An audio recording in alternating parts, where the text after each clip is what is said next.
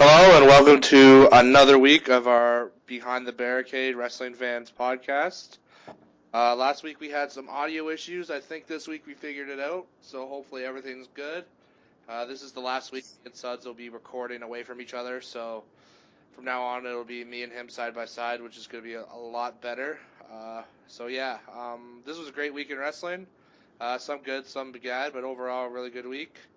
My name is Cam Burnett, your co-host as always, and I'd like to welcome the other co-host, that is Sudds. Sudds, welcome. How are you? I'm doing pretty good today, Cam.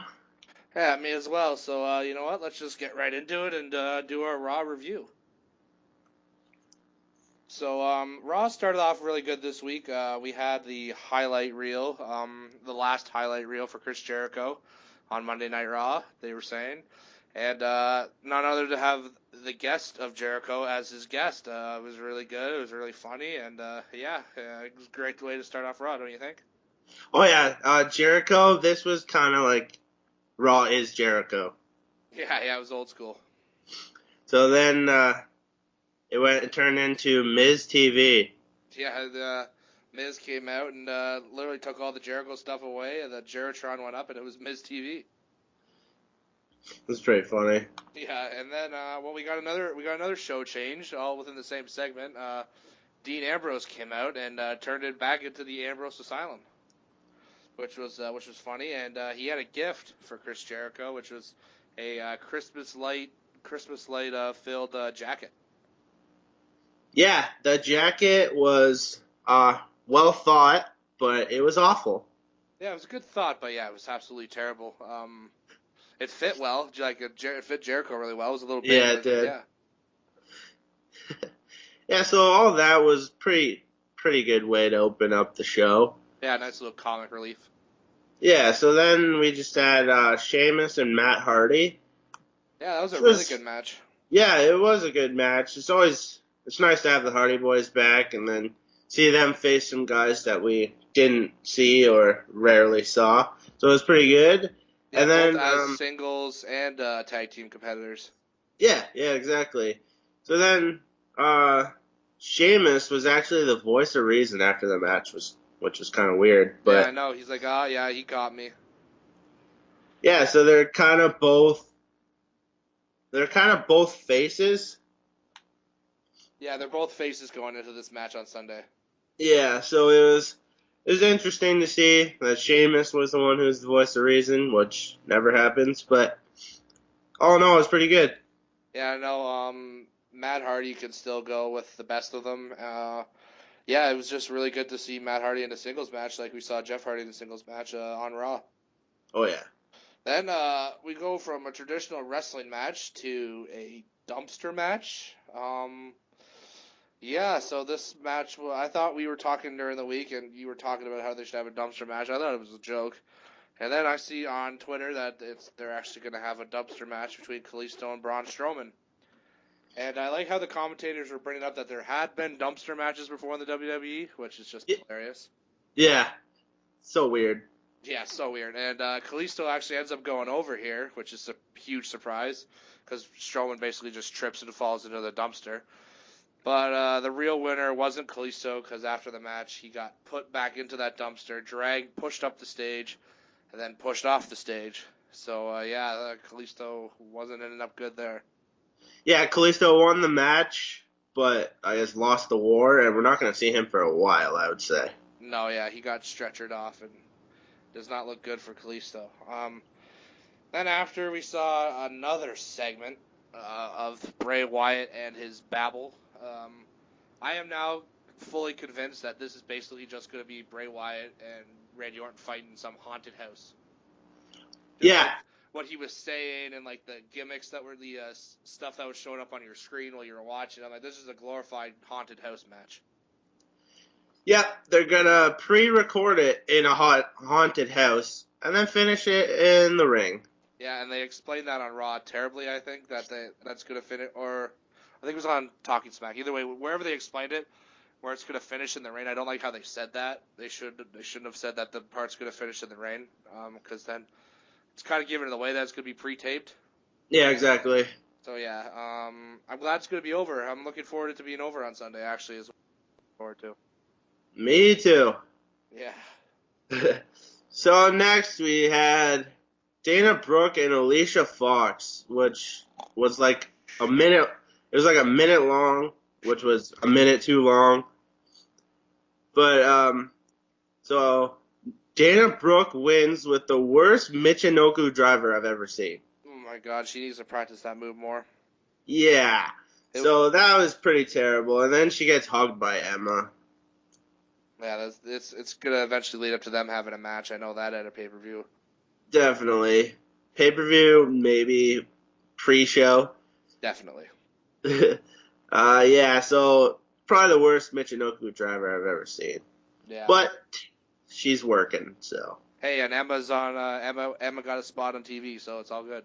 Yeah, exactly. So next we got Seth Rollins, Big Cass, and Kurt Angle had to find a partner because Enzo got destroyed again. And that was Finn Balor. He's once again teaming up with Seth Rollins. Doesn't really make sense. Whatever. Yeah. So they were facing off with the Club and Samoa Joe. Good match. That is, eh? Oh, yeah. It was just cool when they were doing the backstage interview and they all too sweeted each other over Dash's head, and I thought it was a pretty cool moment. Yeah, no, that was really cool. Yeah, so that was a good match, but we saw Seth Rollins' new finisher. What do you think about that? It looks a lot like Kenny Omega's finisher. It does, and Kenny Omega does it better, I think. Yeah, Seth, I don't know, we'll get used to it, I guess. He could just be trying some stuff out. Like, he got the pin with the move, but, we could see something next week. Yeah, that's true. Let him go back to the curb stomp. Yeah, he needs something like that, I think.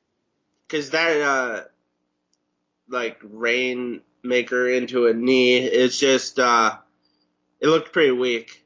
But, like you said, he's working on it. I'm sure we'll get used to it and stuff, but I don't know. I love the curb stomp.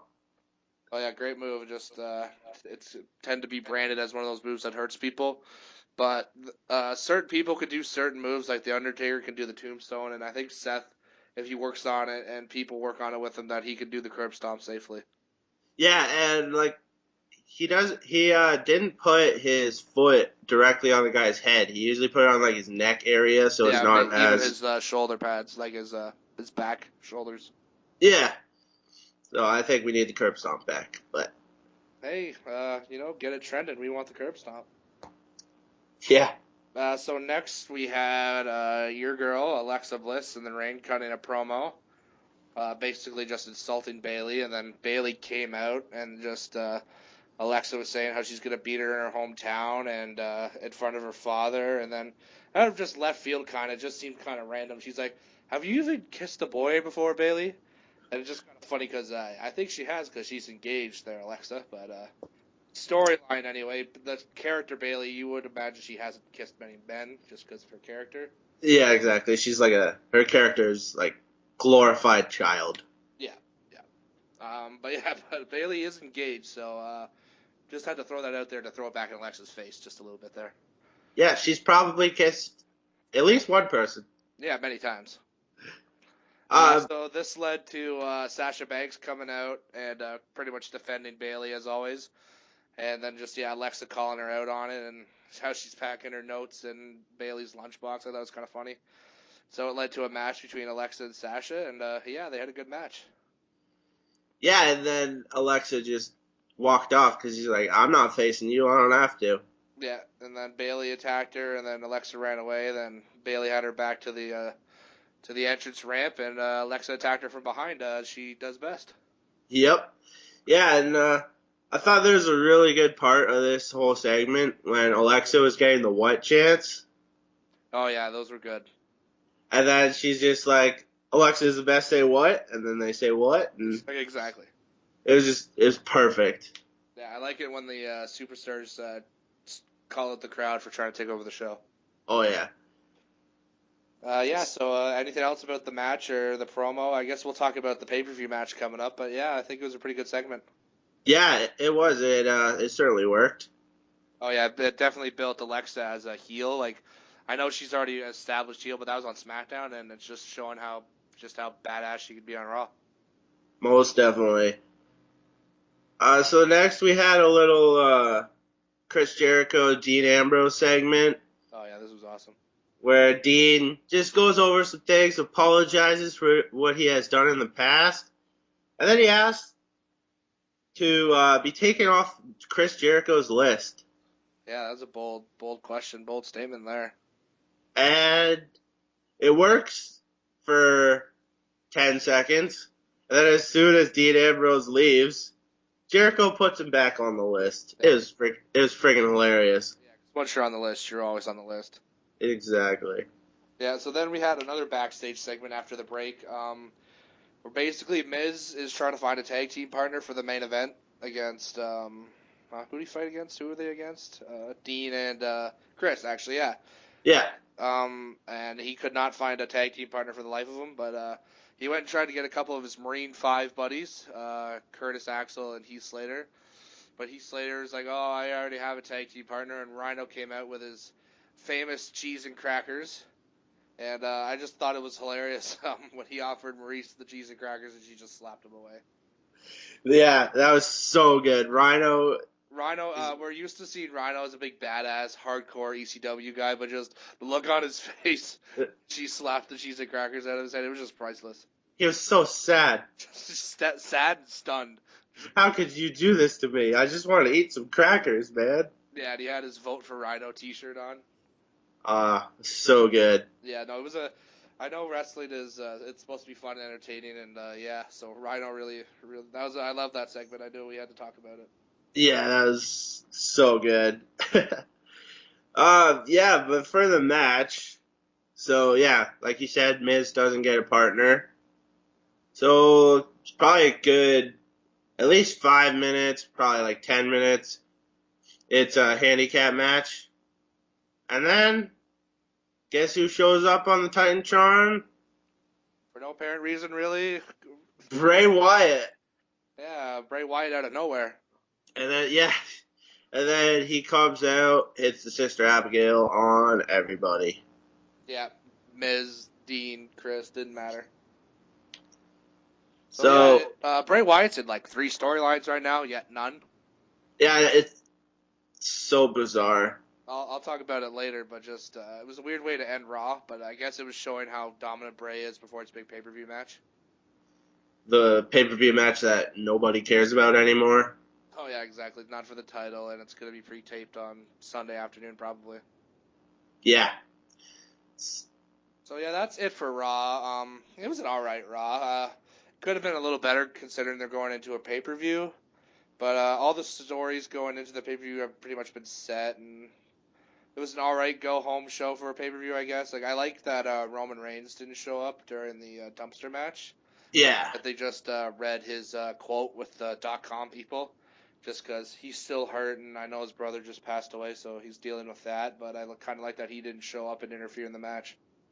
Yeah, it's nice he's actually selling an injury for once. Yeah. It was an alright Raw. I think SmackDown stole the show. We'll talk about it in a sec, but yeah, any final thoughts on Raw?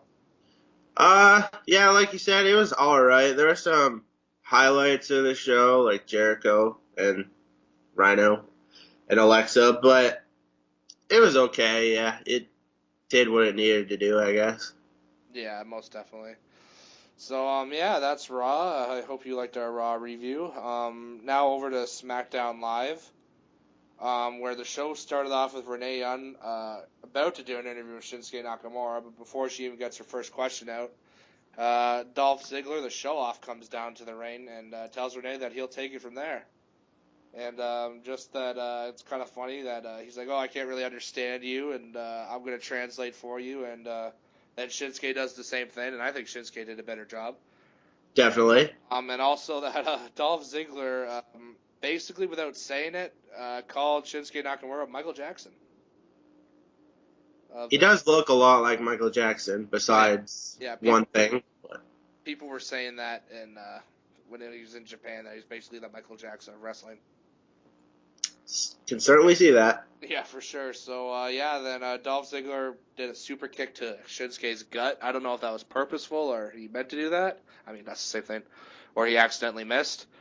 Then Shinsuke got the upper hand, though, on Dolph, and it looks like they're going to be going into a pretty good rivalry.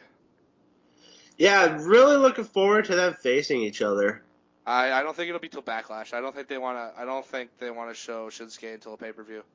Yeah, I would agree with that, but what they're doing is actually kind of perfect right now. It's old school. Because it really makes you want to see Dolph and Shinsuke face off in an actual match. So I like what they're doing. Yeah, it's really old school wrestling. They just have them almost facing each other. They're just talking, and then eventually we'll get the payoff. Probably at the Backlash pay-per-view. Yeah, but I will say, if we have to wait like a lot longer, it's gonna get old. But it's working right now. Well, Backlash is 2 weeks after Payback, so we won't have to wait too long. Yeah, that's true. So that'll be good because Shinsuke is amazing and Dolph's good and he sells very well. Dolph's a good hand. Yeah, exactly.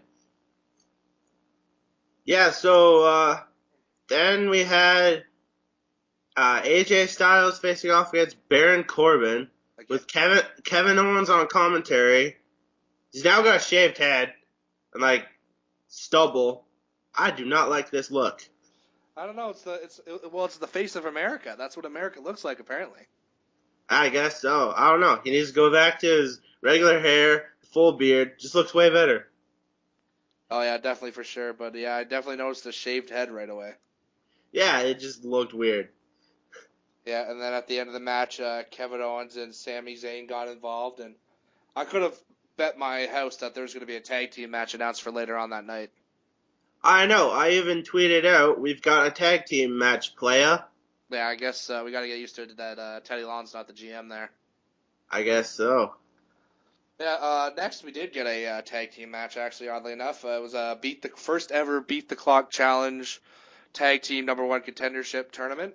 The first Beat the Clock Challenge match, American Alpha lose to the Colognes. Sorry, that's the other way around. The Colognes lost to American Alpha, which makes sense. Yeah. And they won in 5 minutes and 17 seconds. That's a lot of time. And as you mentioned on our Twitter account, that the Ascension and Bries are going to win just because their matches don't go longer than 2 minutes. And I was not wrong. You were not wrong. We'll talk about that later. But yeah, it was a good match. American Alpha went over when it counted, I guess, because it was for #1 contendership. But yeah, it was a good match. And they set the time for 5 minutes and 17 seconds. Yeah, it was good, but the Colognes kept trying to slow down the match. Oh, yeah, because it's kind of like they knew they were going to lose, so might as well just... Oh, that's true. They're probably like, if it's not us, it's not you. Yeah, exactly. Yeah, that makes sense. So next we had a no disqualification match for Randy Orton against Erick Rowan.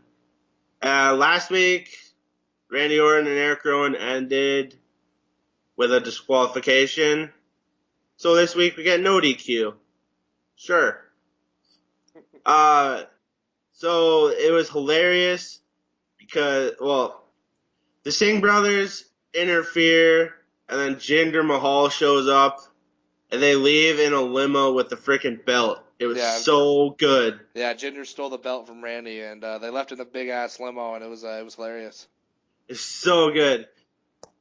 Oh, yeah, great segment. The Jinder and the Singh brothers are getting a huge push right now. Yeah, it's awesome. Yeah, so, I really enjoyed that segment, and they're really building. Randy's building towards 2 matches right now.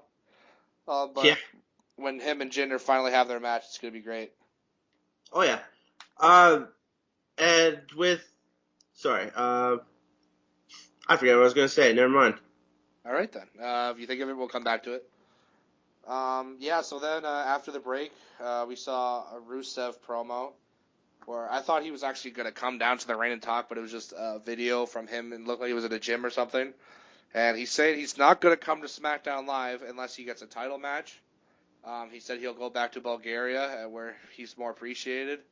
Rusev, this is the WWE. You don't just get title matches without earning them.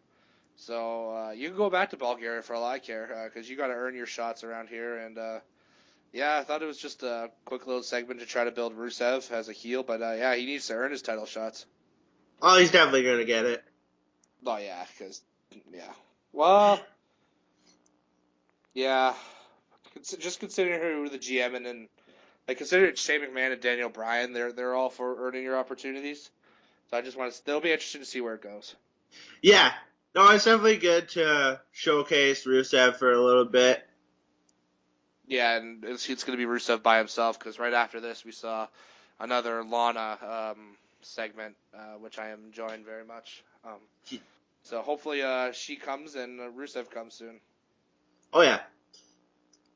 So next we have the second Beat the Clock match with Breezango against the Ascension. And it was probably like 2 minutes long. So I was right, and Breezango came out on top. Yeah, which is a huge surprise. Yeah, so they're the number one contenders for the Usos Tag Team Championships. Yeah, that's an interesting title match right there, but that's what's great about SmackDown. Yeah, you never know what's going to happen. Stuff that you don't think is going to work is actually working, and it's probably the best stuff going on right now. Definitely, you got Jinder against Randy Orton at the pay-per-view. Breezango against the Usos at a pay-per-view. And then we're going to probably have AJ versus Kevin Owens, so it's like you get everything. Yeah. So yeah, that's good for Breezango. They've been working really hard. Their gimmick, they're hilarious together. They're both really funny guys, and they're both really good at what they do, so it's good for them. Definitely. So yeah, then we had the main event of the evening. It was Naomi putting up her title against Charlotte. And I just learned that Charlotte is the first woman to ever main event Raw, SmackDown, and a pay-per-view for a title match. So, yeah. Congratulations to her. And they put on a hell of a match. Yeah, it was looking really good. But we didn't get a clean finish to the match, unfortunately, because Tamina, Natty, and Carmella interfered and beat the heck out of Charlotte and Naomi. It's just kind of showing that they're the new bad girl clique in SmackDown, and I would have liked to seen a finish, but it's unfortunate we didn't get to see one. Hopefully we get to see Naomi against Charlotte very soon where we could get an actual clean finish. Yeah, like you said, good match. And yeah, that new faction is also half of the women's division. Yeah. And I have a feeling we're going to have the other half is the good girl faction. That's just my prediction. Yeah. Certainly seems like it. Yeah, looks like what they're trying to push towards, especially because of what we saw on Talking Smack, which we'll talk about now, which had JBL sitting in the co-chair, which was awesome and hilarious. JBL does an awesome job on that show. Yeah, where we saw Becky Lynch, Sami Zayn, and Breezango were the guests. And I like seeing Becky on there because Becky's my favorite, and just kind of her explaining like why she didn't get involved in the main event and like what she thinks of Charlotte being there and stuff like that. Breezango were hilarious and stole the show, giving JBL a ticket. When they didn't want they had to. Yeah, sorry. Yeah, that was awesome. Breezango, yeah, like you said earlier, Breezango are just hilarious at what they're doing right now. Yeah, they did a really good job. And then we had Sami Zayn. He was just talking for a bit and basically came over for opportunity, so he got those opportunities but didn't capitalize. And then he mentions Baron Corbin, and then just like that, Baron Corbin comes in, just attacks and destroys Sami Zayn. Yeah, and he got suspended for it, didn't he? Yeah, he got suspended. Don't know how long that'll last, but yeah, because he pushed the referee down pretty hard, and you just don't do that. Yeah, that's right.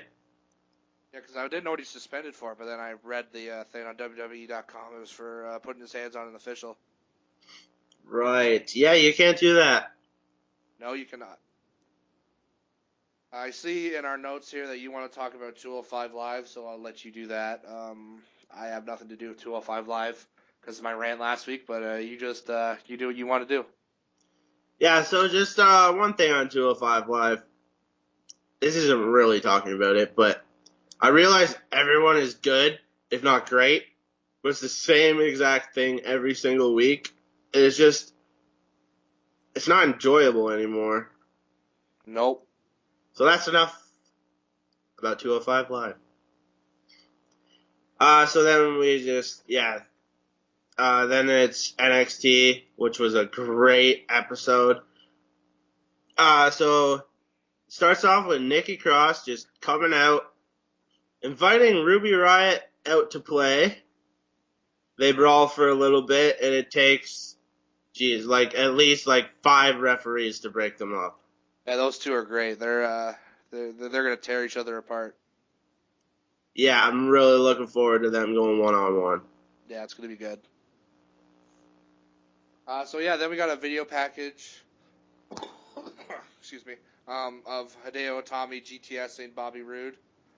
And then just Bobby Roode is okay with Itami getting a title shot as long as he earns it, which I agree with. You gotta beat somebody else that deserves a title shot at a #1 contenders match. It was nice to see Hideo Itami go one-on-one with Bobby Roode for the title. Yeah, definitely capitalize on Itami while he's still healthy. Yeah, exactly. So next we had Drew McIntyre against Andrade. This was a great match. It was short but sweet, and Andrade was being very disrespectful to Drew McIntyre, which was not smart. Nope. And McIntyre ended up getting the victory, and he looks so good right now. Oh yeah, he's huge now. He's looking like a huge force now to be reckoned with. Yeah, and I'm all right with his theme right now. Yeah. It's pretty good, but Broken Dreams was amazing. Oh. After NXT last night, I went up on YouTube and looked up Broken Dreams. Oh yeah, you got it. Great song. So then we had just showing Andrade leaving Full Sail. He goes with 8 women, and he gets asked about his match, and he just does not care about losing. He really only cares about partying. Yeah, so it'll be interesting to see how that ends up for him. Yeah, definitely. Yeah. Then we had probably my favorite thing of the night was the Roderick Strong, who is Roderick Strong segment. Oh, this was awesome. It builds his character. It really lets us know who he is. He had a terrible childhood. Parents were not good. Didn't look after him. He was trained by Natty's dad, Jim the Anvil Neidhart. So that was nice to hear a little bit of his history, and also that his mom shot his dad. That's pretty deep stuff there.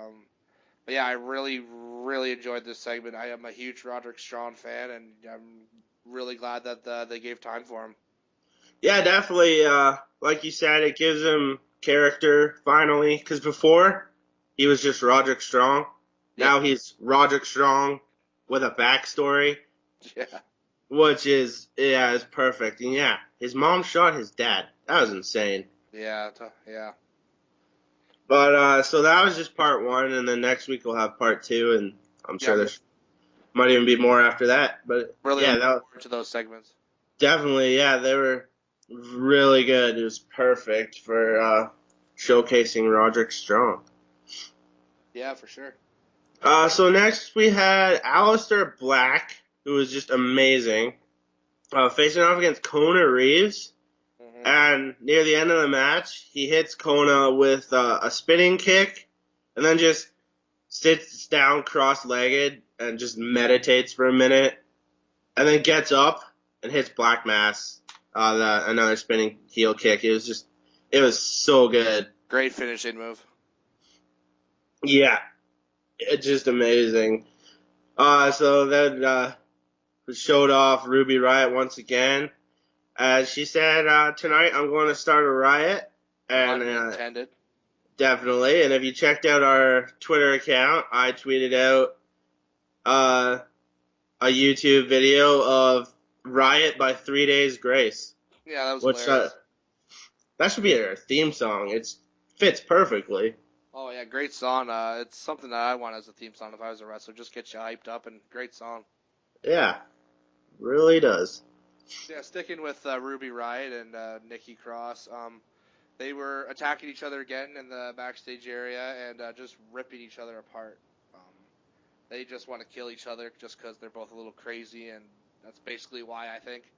And then William Regal comes out to announce that there's going to be a number one contender battle royal for Asuka's championship, and Asuka, being the arrogant one that she is now, she just doesn't care.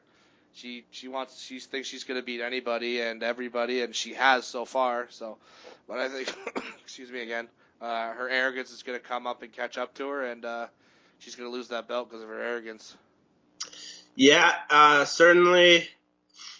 Yeah, she'll lose it eventually. Don't know who it's going to be to yet, but yeah, she is very arrogant right now, like you said. Yeah, I kind of like it. I kind of don't like it. It's interesting. Definitely. Then we have the main event of the evening for the UK Championship, where we saw Tyler Bate go off against Jack Gallagher.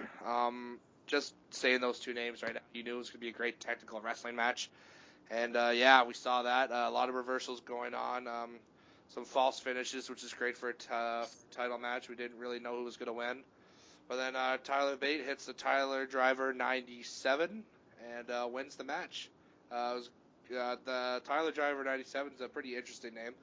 I know you like it. But yeah, it was a really good match, and it really showcased Tyler Bate on NXT.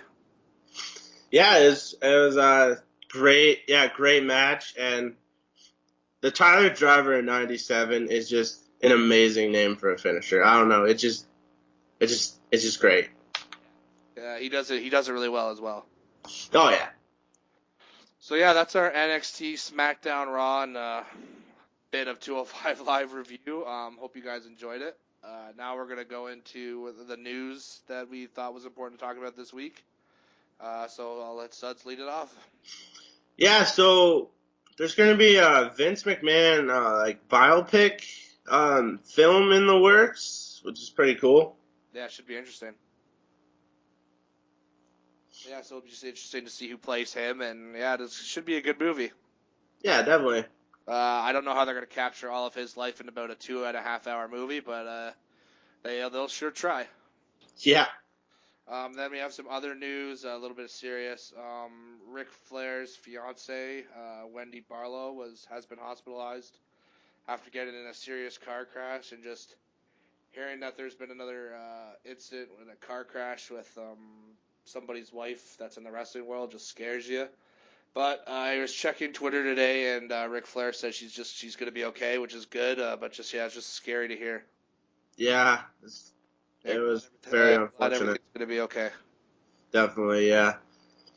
Just so next in a little bit of news, Tajiri, who is part of the Cruiserweight division, is not returning to WWE after he recovers from his knee injury, just because he's like 45 years old and they just don't feel comfortable putting him in their ring after being injured.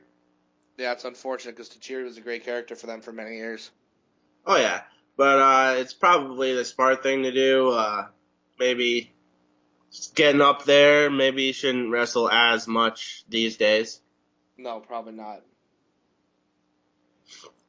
So yeah, that's it for our news. There wasn't much in the news this week. Yeah, so hope you enjoyed that. And now we're going to be introducing our new segment.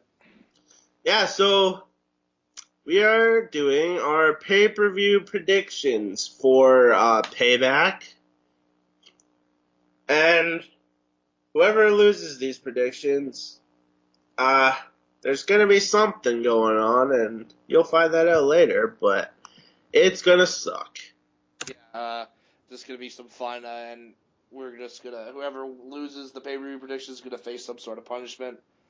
We'll discuss it after, but yeah, we'll just get right into picking our predictions. So they're not really in order. We just wrote them down by how we remember them. So the first prediction for the kickoff show is Enzo and Cass versus the club. Sudds, who do you got? Oh, I've got the club. Yeah, so do I. Sorry, Enzo and Cass, but you guys do not have anything going for you right now. We got to pick the club. Oh, yeah. So next we have Kevin Owens versus Chris Jericho for the United States Championship. Who do you have? Kevin Owens, face of America. Yep, same here. Yeah, so far we have the same picks. Yeah, so next we have another tag team match. We have the Hardys putting their titles up against Sheamus and Cesaro. I think we probably have the same pick for this one. You going Hardys? Absolutely. Yeah, as am I. Then we have the Spooky House of Horrors match, which isn't for the title, ladies and gentlemen. So this may hinder our picks. So Bray Wyatt versus Randy Orton. Who do you think's going over in that match? You'd think Bray Wyatt would win his own match, but He would. it is Bray Wyatt, so I think I'm gonna go Randy. You're gonna go Randy? Just to be different, this is probably gonna cost me, but I'm gonna pick Bray Wyatt, ladies and gentlemen. I think he might win. I think he should win. Yeah. But he probably won't.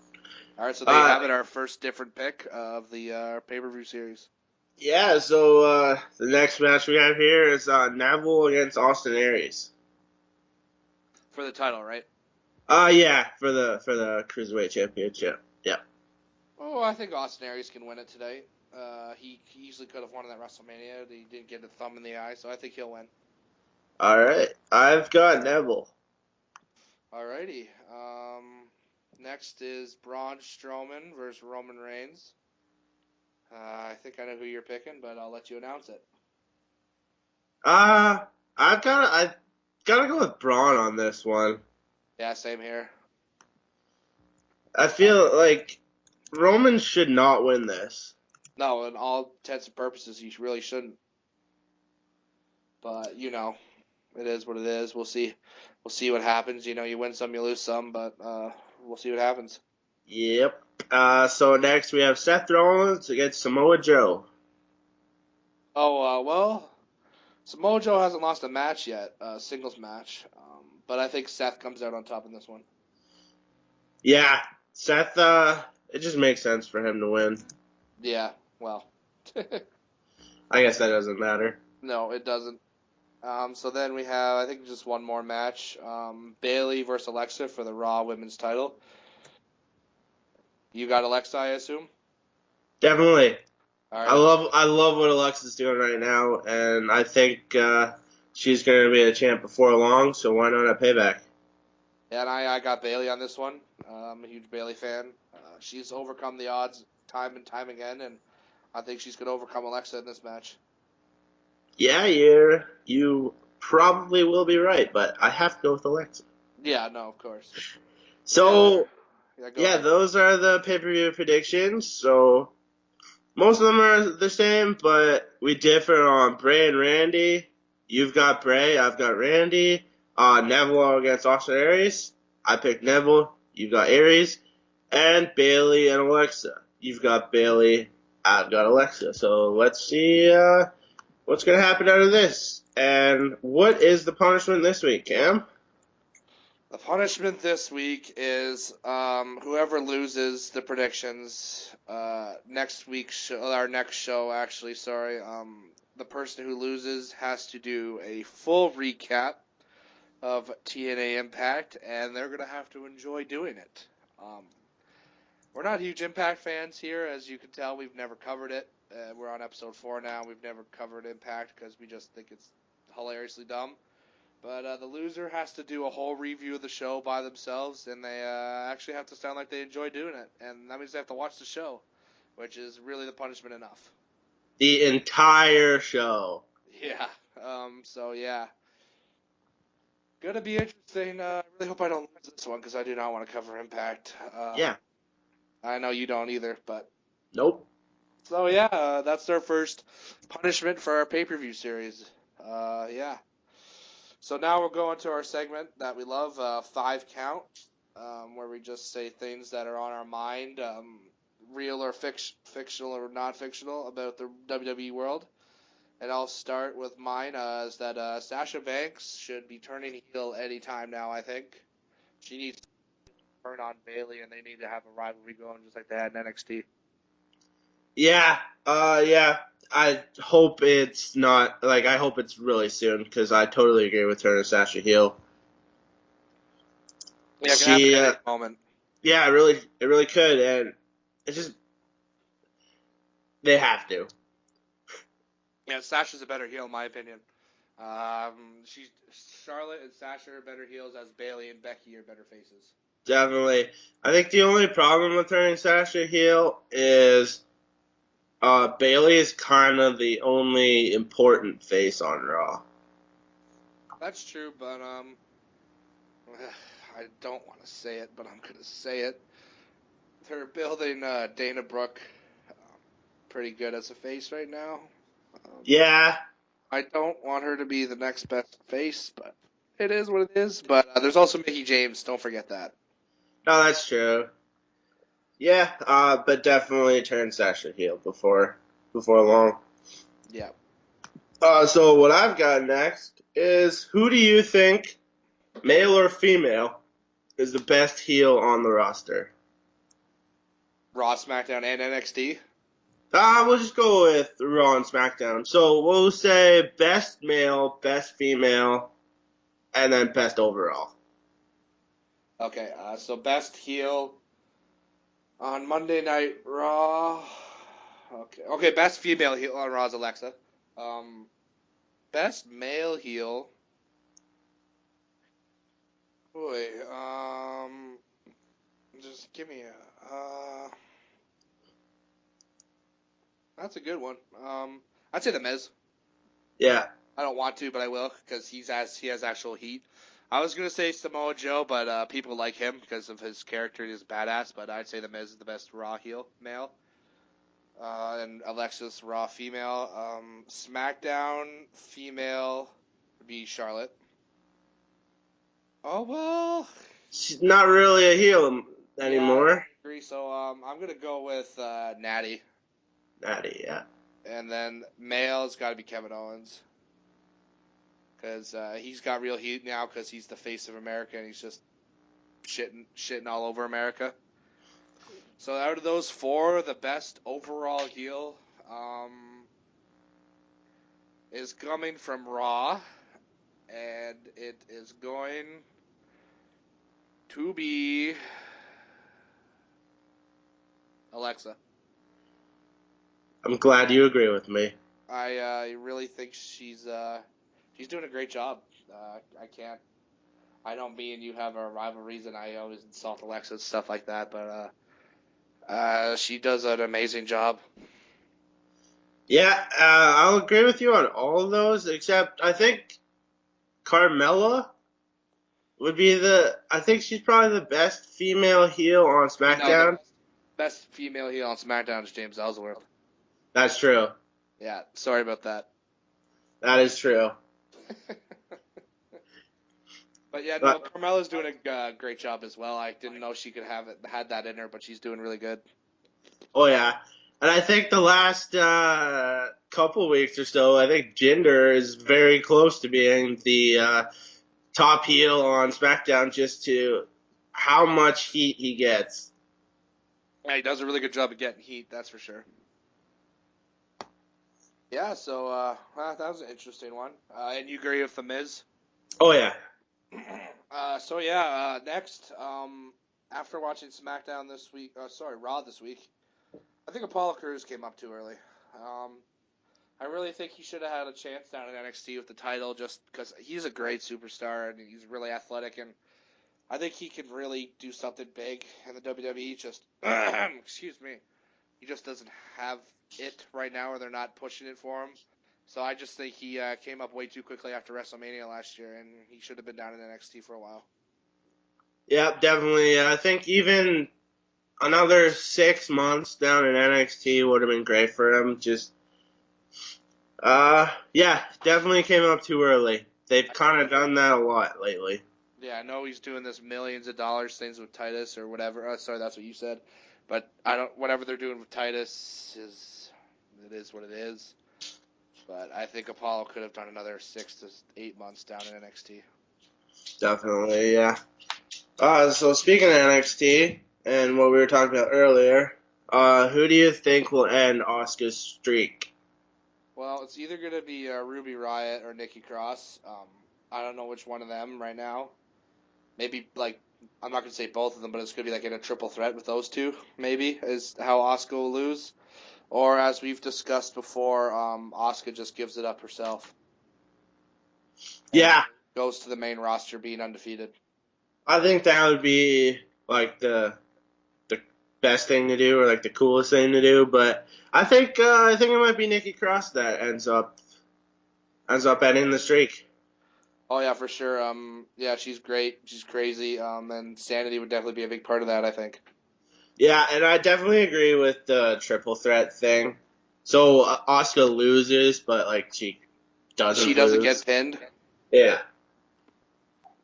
Yeah, that's why I brought it up. So sticking with women right now, after watching SmackDown Live and watching Talking Smack with Becky Lynch, I think Becky and Charlotte and even I'll say throw in Naomi into the mix now should team up and face against the heel women and Ellsworth and just get a little 6-woman thing going on. Definitely Becky and Charlotte though. I definitely had Becky and Charlotte written down to team up to face all the bad guys. It'd be awesome to see, and then yeah, it'd be great. Yeah, I would agree with that, but it kind of seemed like Becky just wants to do her own thing so she doesn't get stabbed in the back again. Yeah, that's true. I found it funny just because JBL is funny. He's like, what if it's you? Yeah, yeah. I think you're the problem. What if it's you, Becky? But yeah, yeah, I agree with that. Becky against the world by herself, but I don't know, her and Charlotte teaming up would be cool to see. Oh, it would for sure.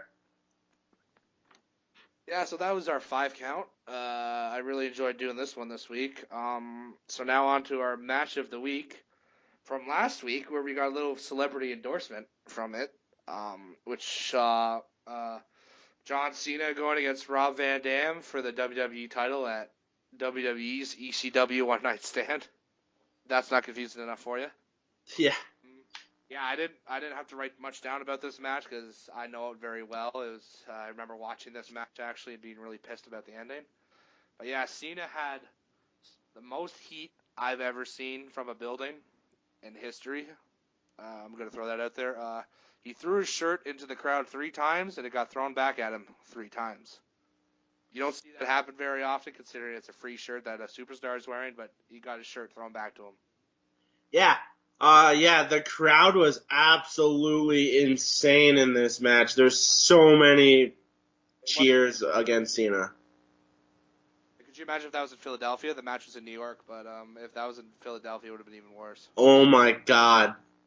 Yeah, we toilet paper, garbage was thrown at the ring. Like you saw toilet paper, they TP'd the ring, as Taz said on commentary, which was hilarious. Yeah. And I thought one of the things the ECW crowd was chanting at Cena was that you can't wrestle, and I thought it was just so ironic. Like I know ECW is known for their they have had really good wrestlers on their show, but they're known for their weapons and hitting people in the head with chairs. Yeah, you got a good point there. You Very guys are yelling, you ironic. can't wrestle. Like, really? You guys are fans of stuff of hardcore shit. You guys aren't even wrestling. Like, I know they are wrestling fans, but they like seeing, like, hardcore stuff, and they're yelling at somebody that's from the wrestling company that he can't wrestle. Yeah, good point there. But, yeah, it was an amazing crowd. I would have loved to have been in that crowd. Speaking of the crowd, they brought the fight into the crowd. I thought Cena would have got stabbed or punched or something, but they left him alone, which was good. They let RVD take care of him. Yeah, and RVD and Cena fought into the crowd. The match got hardcore with a Cena DDT onto a chair. So we saw RVD's head go straight into the bottom of a chair. It was nice to see Cena going extreme because people probably didn't expect it.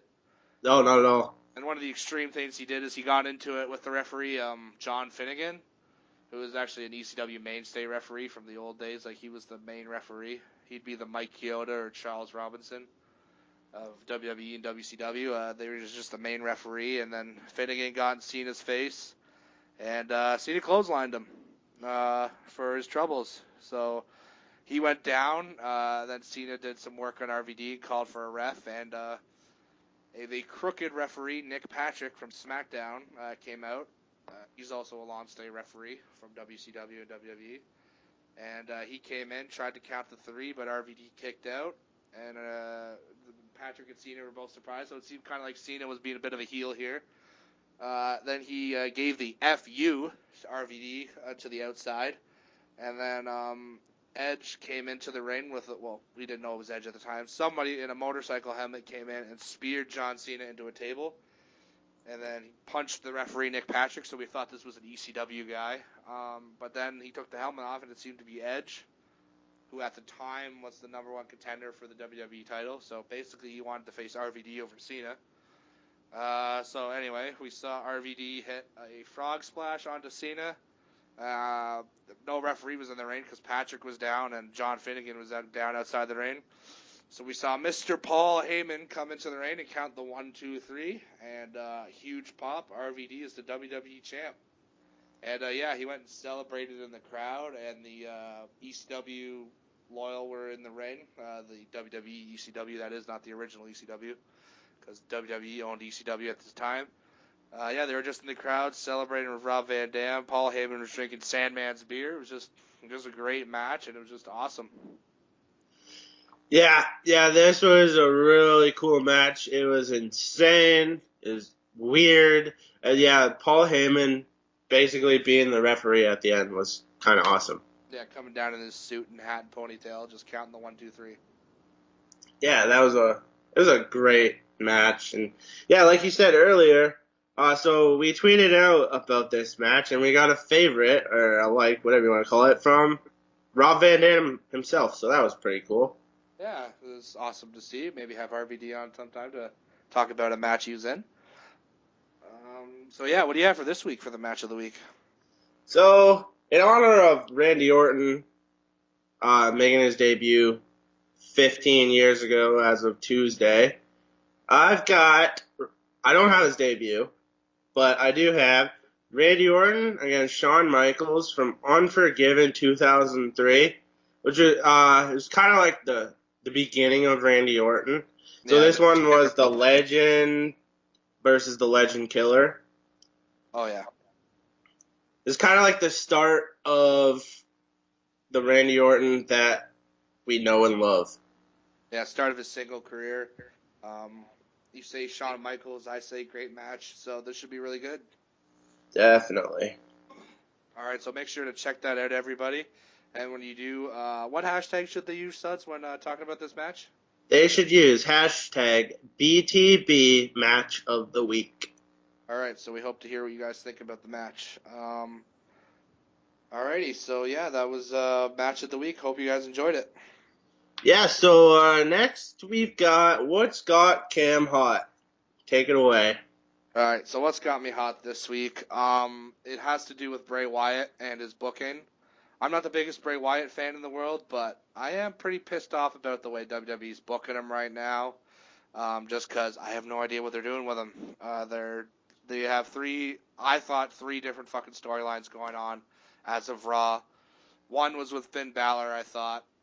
One is with Randy Orton, and now one is with, Dean Ambrose? The Miz? Chris Jericho? Figure out what you got to do with this guy.